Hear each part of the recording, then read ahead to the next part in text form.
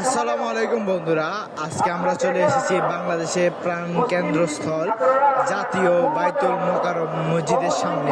জুম্মার দিন মানে এই চত্বরে অন্যরকম অভিজ্ঞতা, হাজার হাজার মানুষের সমাগম আর আধ্যাত্মিক একটা শান্তি। চলুন আজকে সম্পূর্ণ অভিজ্ঞতাটা আপনাদের সাথে শেয়ার করি এবং ভেতরের পরিবেশটা ঘুরিয়ে দেখি।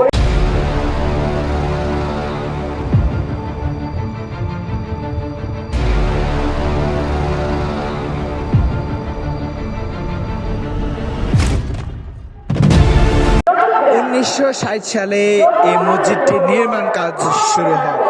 এটির বিশেষত্ব হলো এর স্থাপত্য শৈলী। এটি পবিত্র কাবার আদলতে তৈরি করা হয়। এখানে একসাথে প্রায় 40,000 মুসল্লি সালাত আদায় করতে পারে। জুমার দিনে এর সংখ্যা বেড়ে মসজিদের বারান্দা এবং রাস্তা পর্যন্ত পৌঁছে যায়।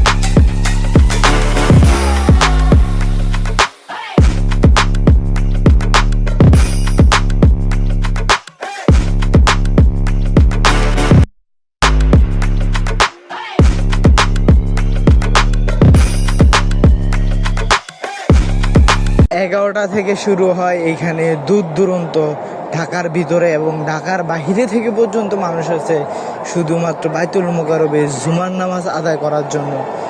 আপনারা যারা বাইতুল মোকাররমে জুমার নামাজ পড়েননি বা কোনো প্রকার সালাত আদায় করেননি, আসেননি, তারা যদি ঢাকায় আসেন অবশ্যই চেষ্টা করবেন বাইতুল মোকাররমে এসে নামাজ পড়ার জন্য, বিশেষ করে জুমার নামাজ আদায় করার জন্য।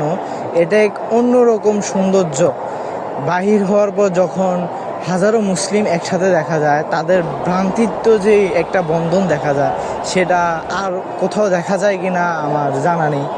আজকের জন্য এখানেই, দেখা হবে অন্য কোনো ভিডিওতে। ভিডিওটি যদি পছন্দ হয় অবশ্যই লাইক, কমেন্ট এবং শেয়ার করে দিবেন। আজকের জন্য আল্লাহ হাফেজ।